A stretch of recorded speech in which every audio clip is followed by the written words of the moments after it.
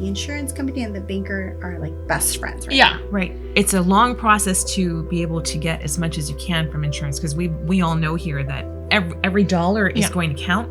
I always say the banking in the commercial world is like art. One way to create, I know, it hurts. It's heavy. Yeah. It's heavy. Yeah. Yvonne, thank you so much for joining us today. Thank you. Yeah, so good to be here with you all. With your 20 years of experience in not just commercial real estate banking, but residential banking, you being here today is you're such a huge resource of information for us. And I think so many can benefit from some tangible information that you can help us out with, because it may be very hard to imagine that after all this devastation, that things can get better. Right. And, there's a long process ahead, as we all know, but there's steps in that process. And we want people to be as informed as possible, even though things are in flux, just so, they're aware and they can make some wise decisions along the way. Yeah, there's a lot of steps. Yeah. And there's a lot of things that probably people miss or don't know and wish they would have known. So however I can help and be of assistance to expand that knowledge. Thank you. From a banker's perspective. Right. I will, and maybe give some tips that people don't know about. I will do my best. Thank you. And I'll mention this a few times through the course of this next hour or so. But we're going to have some show notes and some tips and some handouts that are in the show notes. Yeah, a lot of them will be things that people already know, but I think that's just useful and just like a quick cheat sheet to have wherever you go, and they can come back and reference. Okay, excellent. Yeah, absolutely. So just walking through some of the scenarios, I mean, obviously most of what has transpired has affected families with single family homes. Yeah. They've lost their homes. And from a standpoint of a mortgage, now I'm looking at what happens with my mortgage. Yeah. I think, first my heart goes out to everyone absolutely that has lost a home or who has been displaced or it directly impacted, and even those who have been indirectly impacted. Right. I personally know of 2 families who have either lost their home entirely and or have been displaced, and it's you try to be there as much as possible. So, and this hits home definitely in California, in LA County. Yeah. And bankers are going to be they know these areas. Yeah. Yep. It's personal to them. It's very, very personal. So I do want to share, express my heartfelt concern, and hopefully I can be there for them at different stages. Right. Whether it's being here with you and what happens with my first mortgage, what happens with my second mortgage, what happens in my rebuild. So when you're talking about a bank and they lent you money to live in this house, to purchase this property where you live, the first and foremost thing that a bank does is, okay, how does this get repaid? Right. Because you now have to go and live somewhere else. You have to go figure out what your next steps are. You don't have a place to live. So we work hand in hand with so many different people in order to create a solution.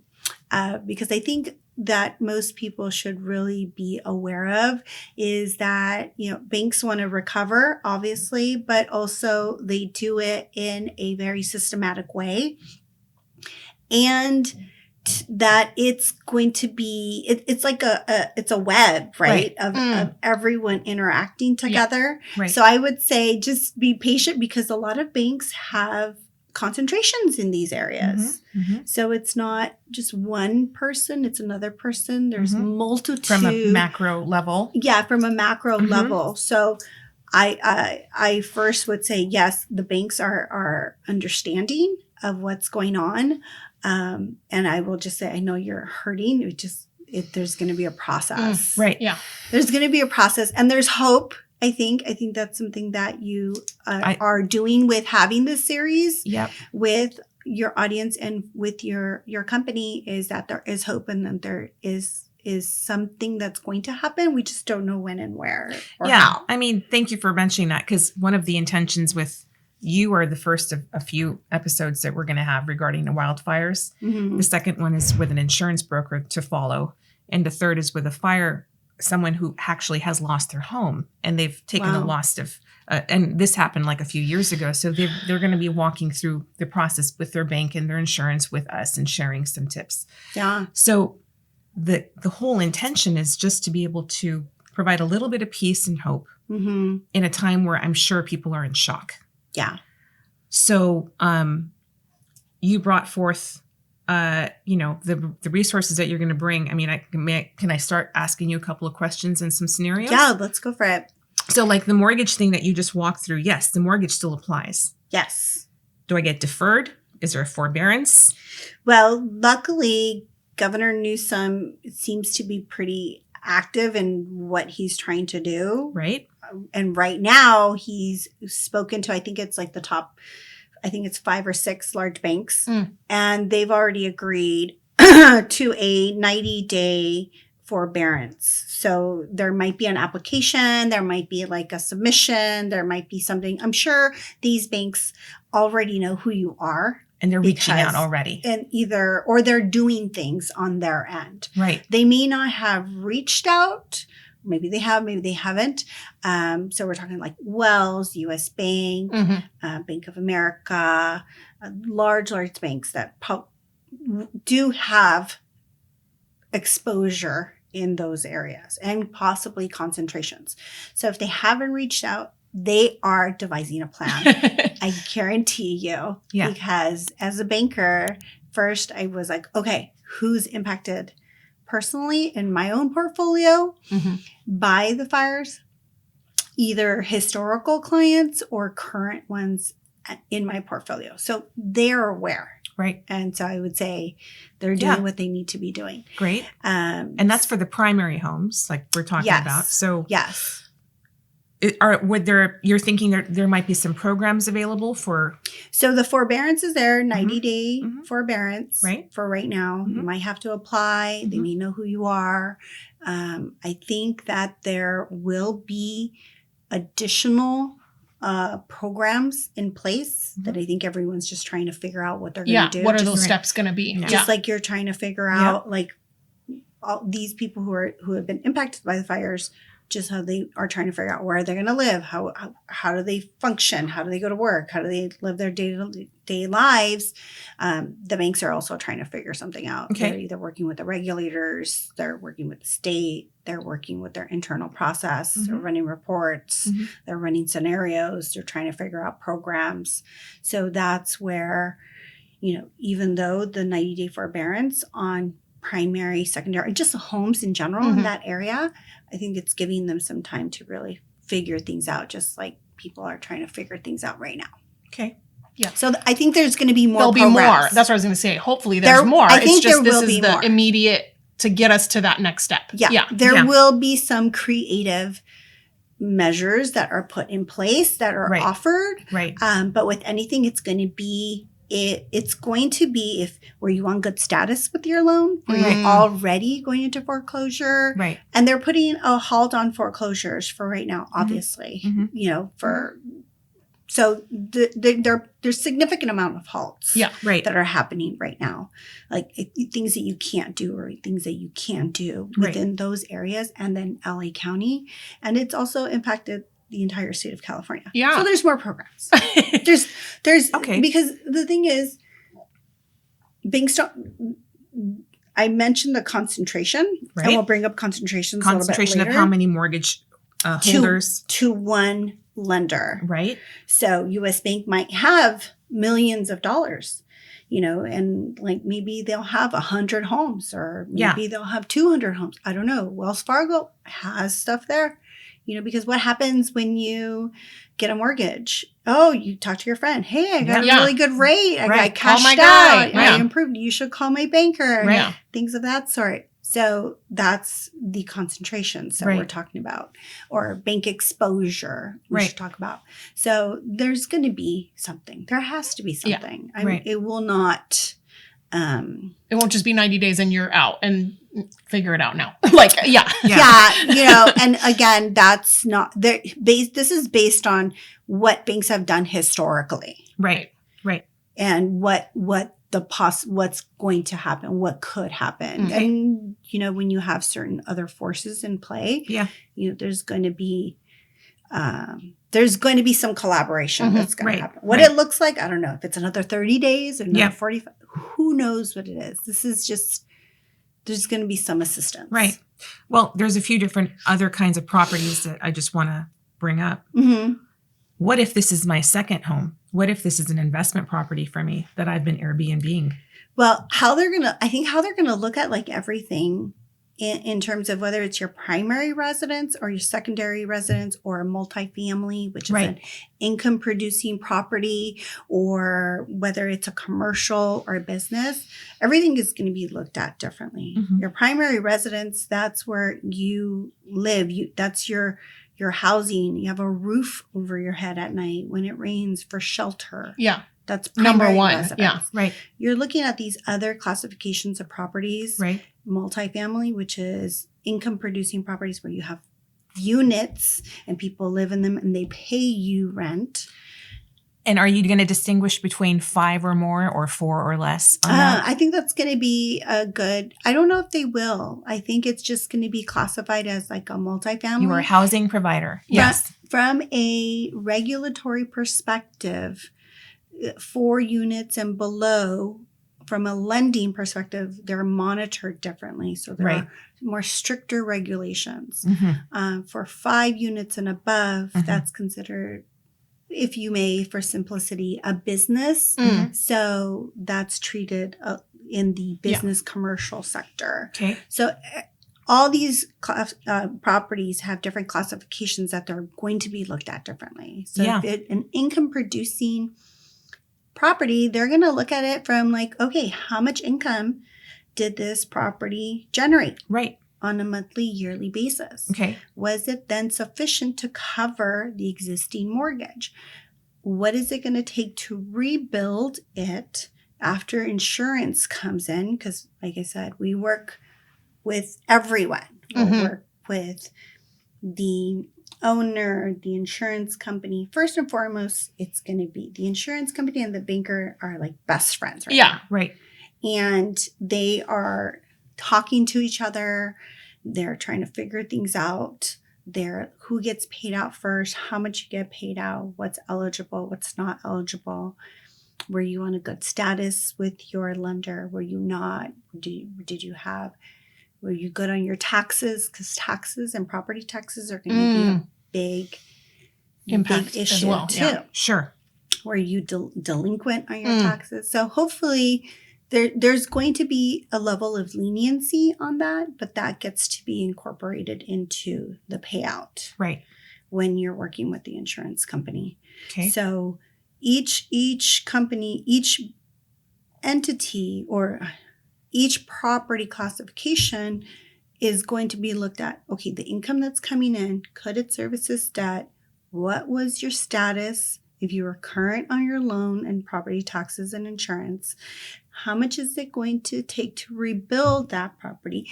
Are you going to rebuild it exactly The same way. the same Or way, something or else, something yeah. variation of it? Right. What does that cost? So you would look at that from on a case by case basis Yeah. to see if it pencils, and there's it's going to be continuing to be an income producing based on, let's say the cost of construction is covered by the insurance payout and a construction loan, and I want to continue, let's say I had a hair salon or a beauty business.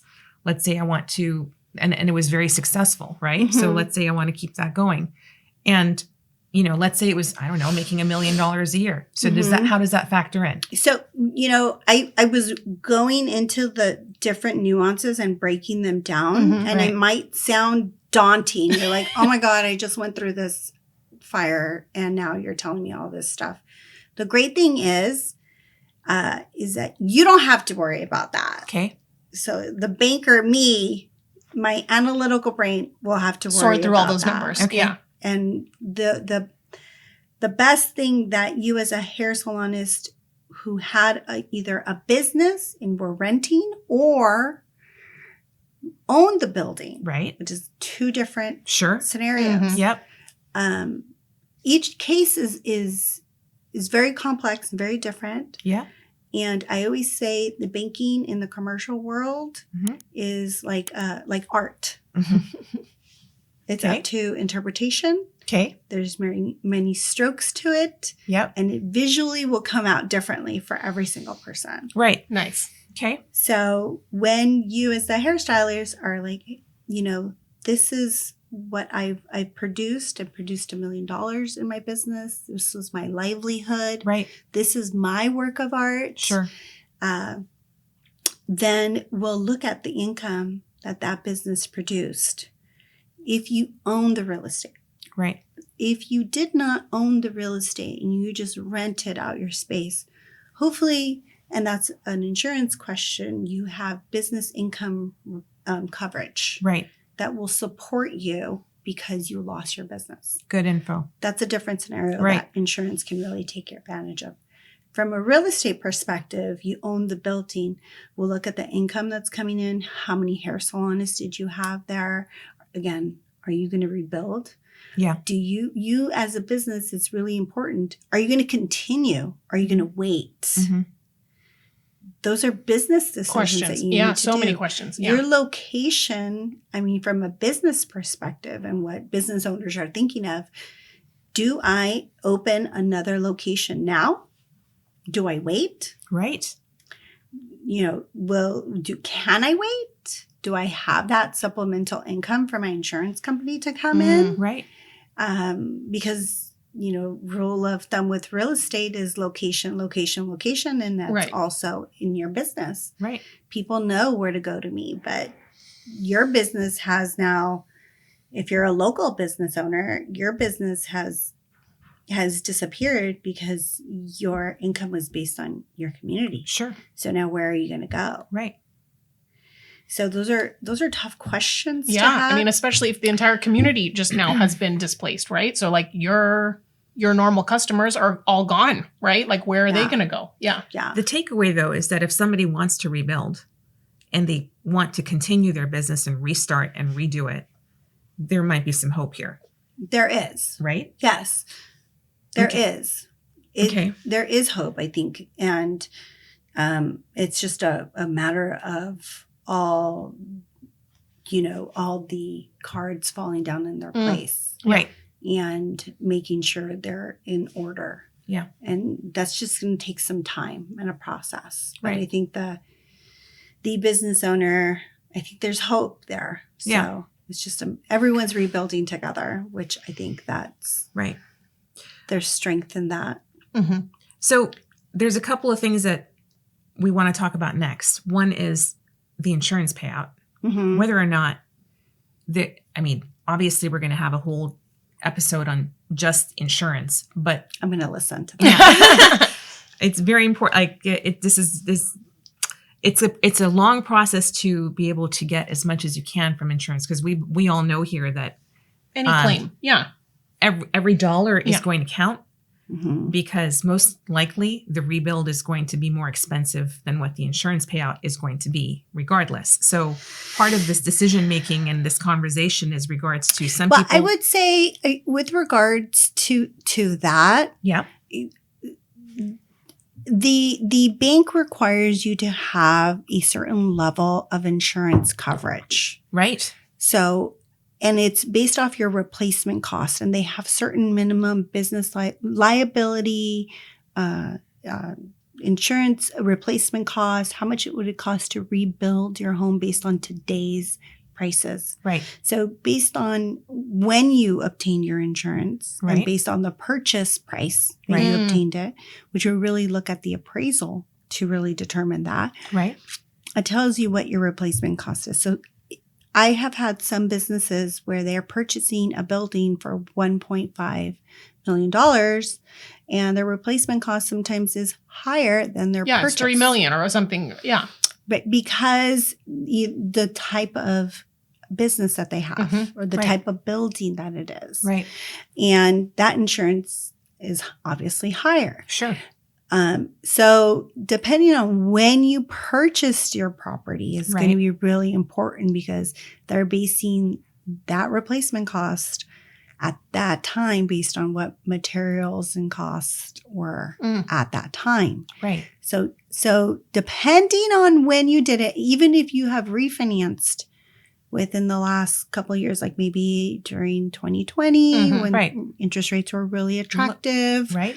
You have done it there. So your replacement cost would have gone up. Your insurance would have been readjusted at that point in time. So the bank does have a minimum threshold of what they would give you as your replacement. So depending on when you purchase, there may be some upside down. Right. So then we a little cushion. So it's or not. Not. It could be the underfunded situation. So I think that's where we go into that art scenario where you really have to look at your policy. But the bank does require you to have a minimum threshold when they gave you the loan. Okay. So I'm going to take one example here. Yeah. Let's say I've owned a home for like 20 years. Uh-huh. And I bought it when it was relatively, let's say it was a third of the purchase price that it would be now. So to make things simple, let's say I bought a home for $300,000 and today it's worth $1.2 million. Okay. But my replacement value on this is $400,000, $300,000, something like that. Yeah. And I want to rebuild what I had that I lost. So very, probable scenario there is that I'm underfunded. Yes.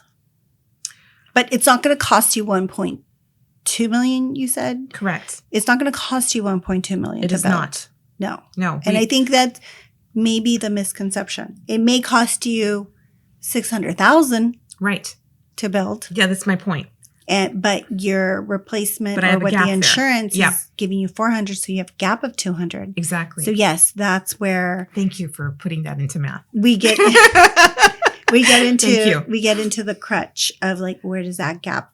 Yes. Gap. I call it gap financing comes into play. Exactly. Yeah. I mean, because your land has value even when it's vacant. So I think that's part of that factor of like the whole value is 1.2 million in the scenario, but like some of that's just in your land value. Exactly. But the improvement on it is I would like to replace at least in the same size. Let's say it's a 1,700 square foot home. And if I hire a contractor nowadays that's just doing custom homes, that's maybe $500, $600 a square foot easily. Well, this is where you're going to have to come into what contractor do I want to use? Who do I want to use? What type of property do I want to rebuild? Am I just rebuilding the way it was? Am I enhancing it? Yep. Those are decisions for homeowners to have for themselves. I just want my house just back the way it was. Okay, that's fine.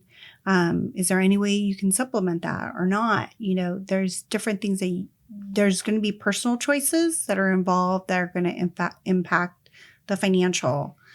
I mean, that's just the story of life, right? Like,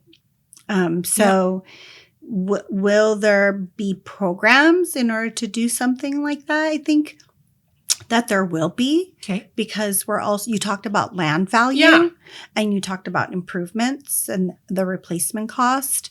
So you're also going to look at what the value is going to be. Now, the tricky part here for a banker that bankers need to look at is that when we determine value based off the competitive market. Right.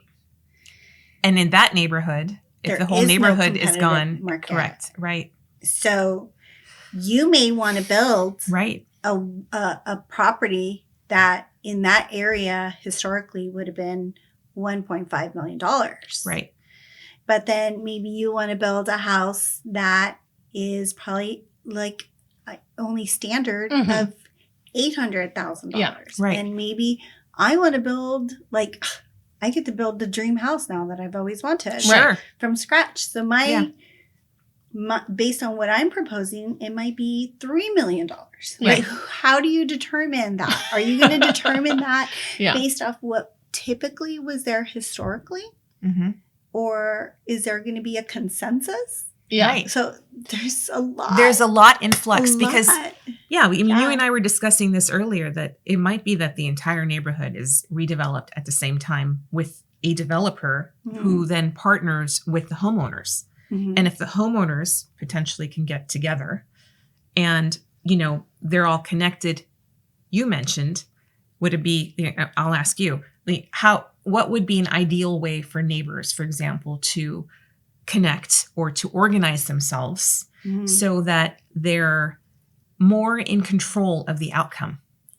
So we did talk about the contractors and there's going to be a significant amount of collaboration that needs to be done with such a massive rebuild. Yeah. Right. And you've talked about other areas who have gone through rebuilds, but the community, Mhm. if the community wants to be what it used to be, Yeah. and you hear all these amazing stories of what was happening in these communities Right. and how their neighbors and they knew the neighbors. And Mhm. I mean, there's even some who have are going through survivor's guilt because maybe Absolutely. their house wasn't impacted. Right. And how do they, that's another story. Oh, yeah.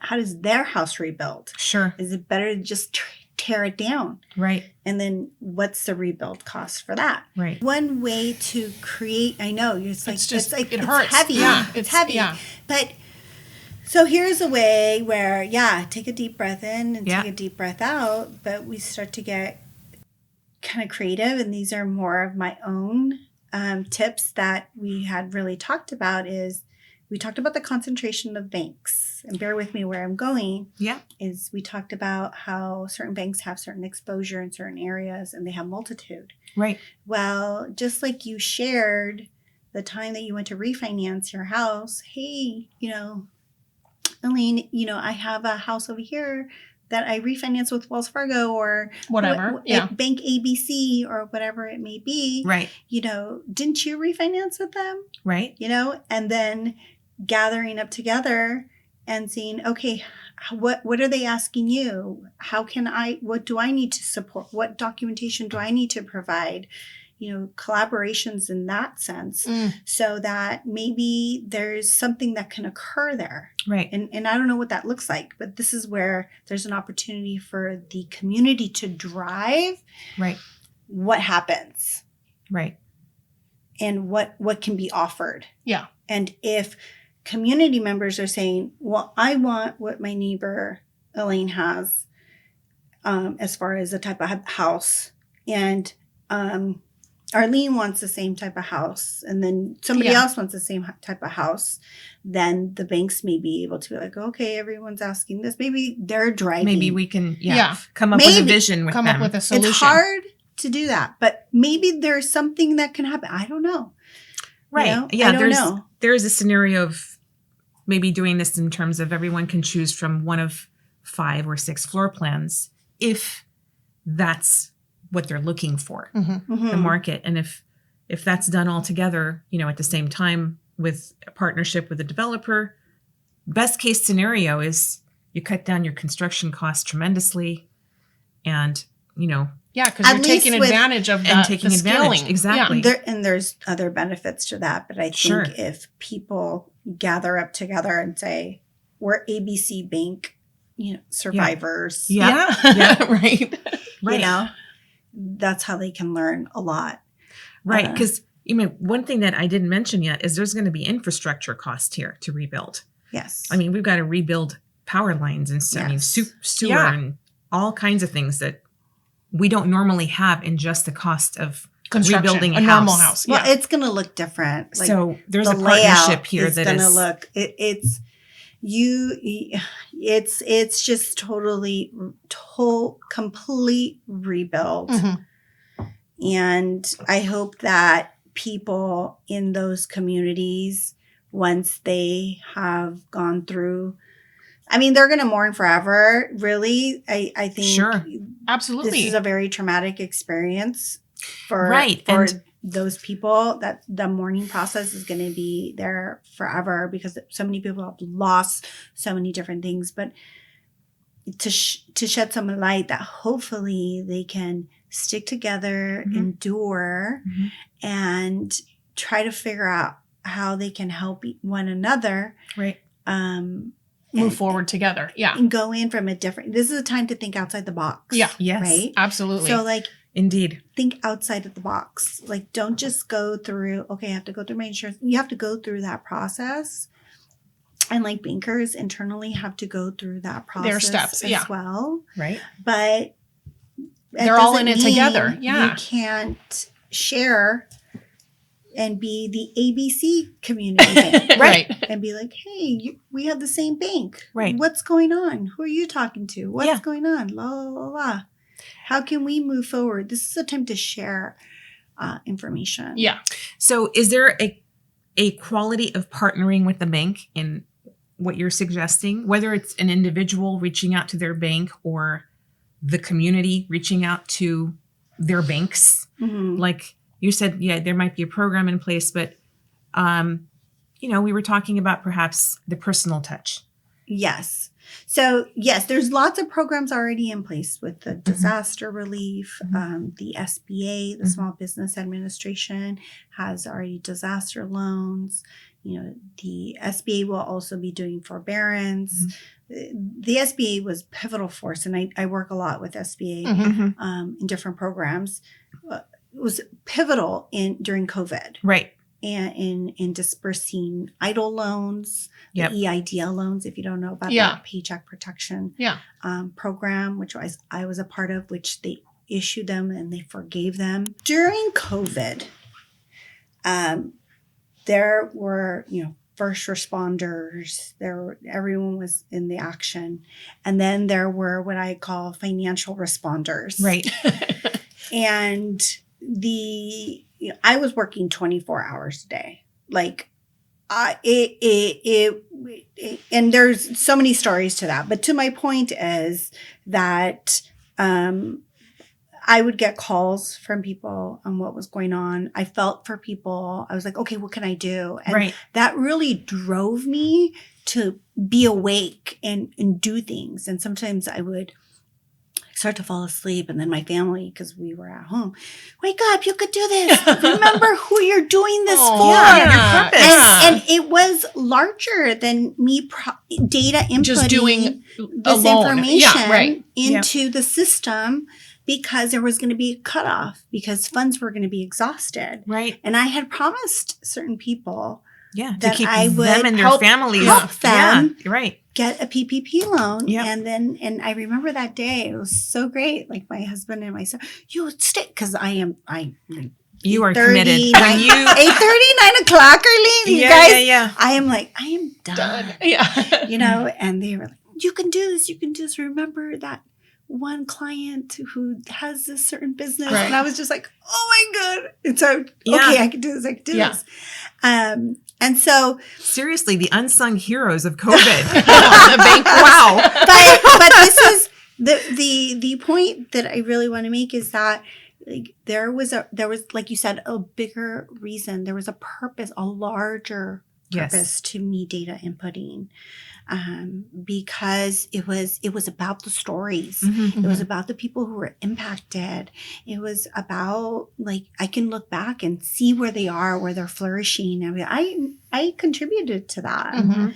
And as a banker, as much as I may, you get an email from me. It's like, oh, I need these documents. I need to have my this date, or whatever, deadlines, bureaucracy, what have you. There's a story behind it. Right.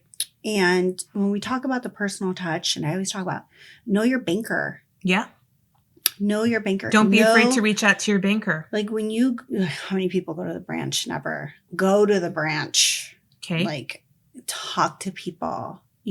I think a lot of the baby boomers, they know their bankers. Right. Sure.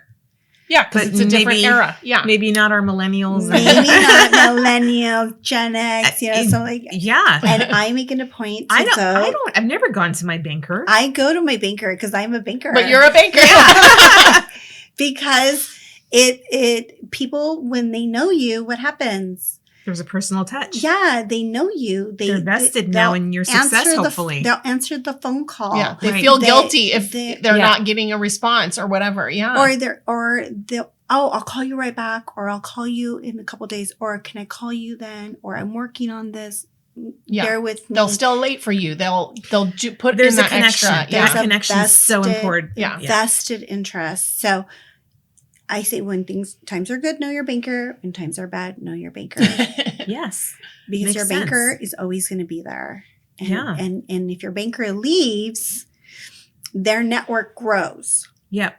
right? So they will then be at a different bank, but they know They still know the people they knew So-and-so from before. Yeah. from the previous bank, and they can call, hey, my customer over there is da da da da. Are you going to help? It's a network, Of Yeah. course. right? And Right. of course, they have to go through their own bureaucracy, foreclosure. There's no special treatment, Mhm. but there is always a personal touch that they can be like, oh, yeah, I remember John. I remember Right. Sam. Whoever. Yeah. Yeah. You know, whoever it is. Oh, they had that hair salon in Pasadena or Altadena. Oh, Right. yeah, of course. I remember. Okay, this is where your loan is, or Yep. this is what Mm. can happen.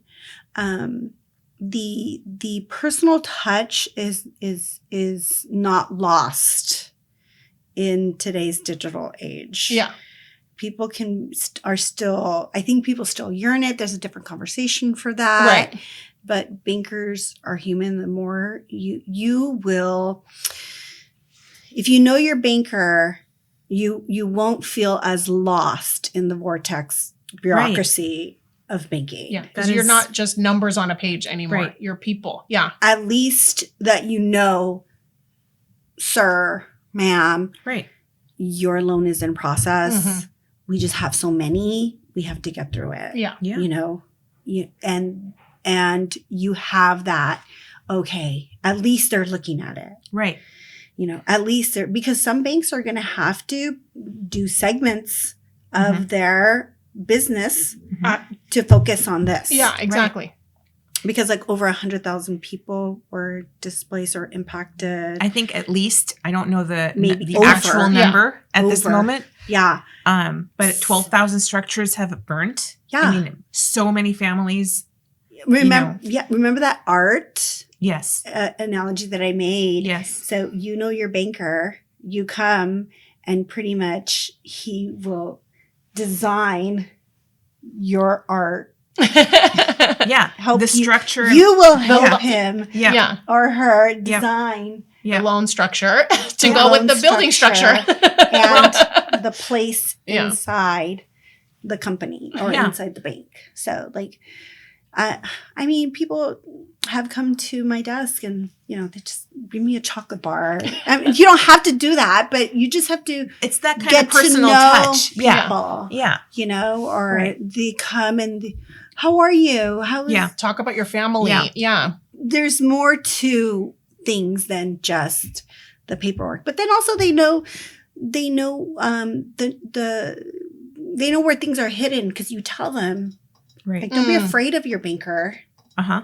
And I think a lot of people. What do you mean hidden? Like, Well, they'll be like, "Hey, did you know that I repaired the roof last year?" oh, Yeah. all the improvements. Yeah. Right. And For this Things that specific. should Scenario. increase the appraised value. Or did you Yeah. know that we already have plans Right. because we were thinking about doing this? So like, I was going to ask you, what would you need? So there's a couple of Yeah. dumb questions in my mind, right? Mm-hmm. For me, like, okay, so I have an insurance payout. Mm-hmm. What do I do with that insurance payout? And I have a mortgage. So I have an insurance payout of 500,000. I have a mortgage of 300,000 Mm-hmm. if I'm lucky, if it's that low. And I'm just throwing out some Random very numbers, random numbers because it's Mhm. going to be different for all Everyone. kinds of people. Some people Mhm. are going to have a $2 million mortgage. Some people are going to have a 500,000 mortgage. No idea. It's all over the place. Right. But whatever my payout is, what happens next? I have to pay the bank. Well, you don't have to pay the bank. The insurance will pay the bank Directly. Got it. because they are the first lien holder. Okay. So then I hope to have something left over for what we're going to call the next step to rebuilding is I need to know what to build, right? Right. Because why? Because otherwise I can't get a loan. Right. So what do I need to show you? So under normal circumstances, I will say that because I think that there's going to be a significant amount of programs that are going to arise from it. Yeah. Because the city has to be involved, the infrastructure, the electrical, the streets, let's talk the entire neighborhood. The permitting process, all of that. The water contamination, the runoff. Toxins, exactly. Yeah. Is the water clean?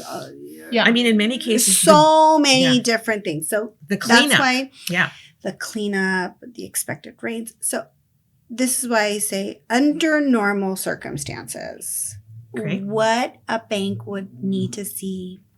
Say, for instance, you were going to tear down your house and you wanted to do a ground up construction on your property to build your forever home, or just because you wanted to maybe transform it into multiple units. We talked about that. Maybe having different units on your lot or adding to it. So you would need to have the plans first, and then you would have to have been submitted to the city to have them approved or in the process of approval, so that by the time your loan funds, your permits are available. How much go ahead, sorry. But that would be one scenario that's called and they might be able to do a construction to perm, right? Or construction to permanent loan, okay, where they finance the construction loan, yes, and then it rolls over. It becomes a permanent loan once a construction and everything is complete. Whether it's a commercial, it's certificate of occupancy, or the contractor signs off, waivers are signed off, all that good stuff. Or there can just be a construction loan, which is a very short loan, and then you have to go find out the permanent financing for it. But the key important thing is that those plans and those permits need to be well underway, because plans take, you're an architect. Yeah. I can take, based on my experience, yes, can take about 6 months. Yeah. 3 to 6 months. Sure. Absolutely. Depending on the scope. Right. I mean, it could be less, but in general, I deal with more commercial ground up construction, so that might be more complex. You're asking for permitted plans. For permitted plans. That's why it's that long.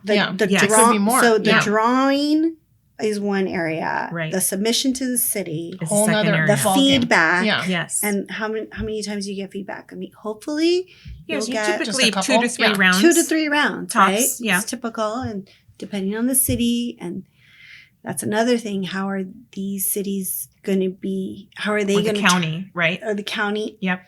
LA County is already pretty slow. Yeah. Right. So now they have to do all of these at once. All of them at once, right. So there's hopefully a program in place from their standpoint as well. We should hire people who have been displaced to go and work in the city. A little, yes. That would be good. That would be excellent. Yeah. There's a lot of incubator community. Sure. Like those college planning urban development. Right. We need them now. Who knows? I mean, there's so many people that have lost their homes. They might already be working at the county, at the county, or unfortunately. Yeah. But you're right. So between 6 to 9 months, let's say, on getting permanent plans and permits, plans that are ready to to a go. level, that have been worked out with homeowners. And like you said, that hopefully that's a normal scenario. Yes. So hopefully there's expedited plans that maybe the city's like, hey, you know what? For these areas, here are approved plans. Right. You cut through the red tape. So I mentioned this before offline. Long Beach has already approved ADUs. Yeah, right. Exactly. So that if you want to build an ADU and do it quickly, pick one of these. Yeah. Yeah. City of LA has some of that too. Yeah. So, Right? yeah, exactly. And you'll cut through the red tape. Right. And so, and maybe architects are going to do that. Right. These are planned Developments 80 that Yes. are approved. Yes. But we know it'll fit. Yeah. You know, to Yeah. fit. In some areas, I Boom, mean, boom, boom, Yeah. boom, boom, boom. I can see this happening, that Right. there are some areas where that is going to help the numbers Mm-hmm. come together in a way that is affordable, For the timing, more affordable. yeah. Both for the timing, the infrastructure's got to get rebuilt, and it can't be done. Developers do it really well, Mm-hmm. right? So I'm sure there's going to be some partnerships, city, public, and private partnerships here. Mm-hmm. So that said, I mean, we talked about a little bit about like the gap between the value and the, what there's a gap basically. Yes. So what about if, just over time, cost of materials increases, we have tariffs coming down the Mhm. line potentially. Like Mhm. how does the banker know that we have enough money in that payout from the insurance that it's going to add up? It'll all add up and get us to the finish line. You know what I mean? So we did talk a little bit about like the under normal circumstances. Yeah. So then yes, under your scenario, I think you said it would cost to build 500. A replacement cost was 500. You have a mortgage of 300. right.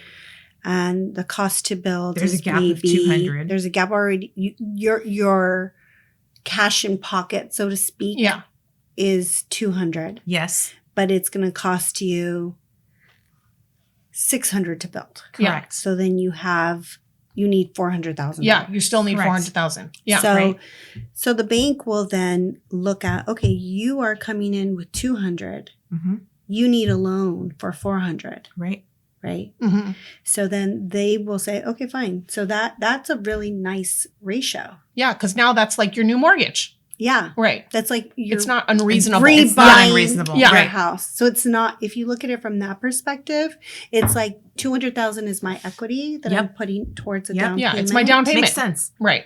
And then I'm going to finance 400,000. Great. Yeah, that's not so scary. Yeah. That We can makes do it this. make sense a lot. Right. Yeah. Yep. And like you said, those are more, those are just numbers that we pulled out of a Yeah. hat for right now. But So if what you if- look at that yeah. perspective, then Oh yeah. you're It's way less looking- scary. It is. Yeah.